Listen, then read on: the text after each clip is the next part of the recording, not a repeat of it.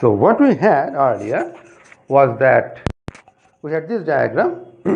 So I want to express y in terms of all those basis things. And let us see, so what basis should I take? I will just erase part of it, or maybe I will write it here so that you can see. So I start with an orthonormal basis of the column space of X. Suppose that is V1 to Vr. That is O and B of column space of X. Extend to V1 to Vr I already had. I will add Vr plus 1 to Vn, which is an O and B of the entire space, which is Rn in my case. Then I have said that if I project W, or if I take the components of W along these things, square them and add, I am going to get precisely this quantity. So I can say that this y minus x beta hat square is simply this thing. I will take Vi, dot product that with y, and that gives me the coefficient according to the thing that we learned. Square it, remember that's just a scalar, and add it starting from r plus 1 going up to n. We have this. So I hope this makes sense.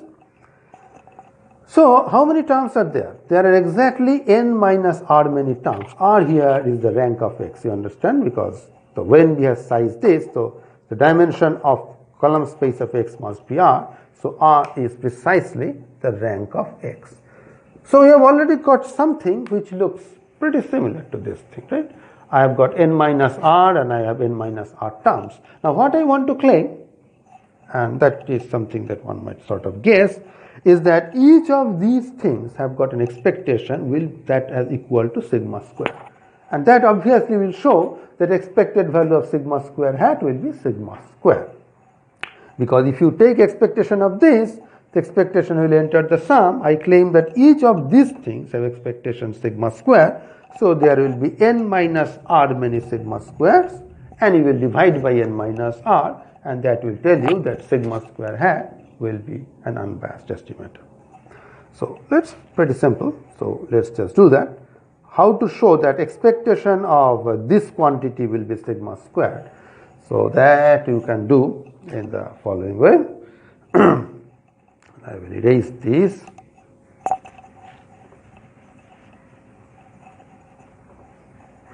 So I take some Vi,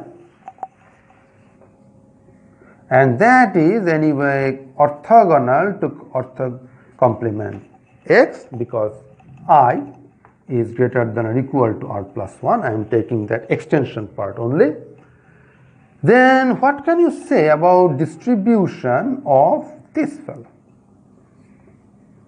Now first let us quickly understand that distribution of this, well, I do not know distribution, I only know the first two moments. X beta being a fixed vector, epsilon having these first two moments, the first moment of y, the mean should be thus this. And variance, of course, is unaffected if you add something fixed, so that remains sigma square I. If that is the case, then what about this?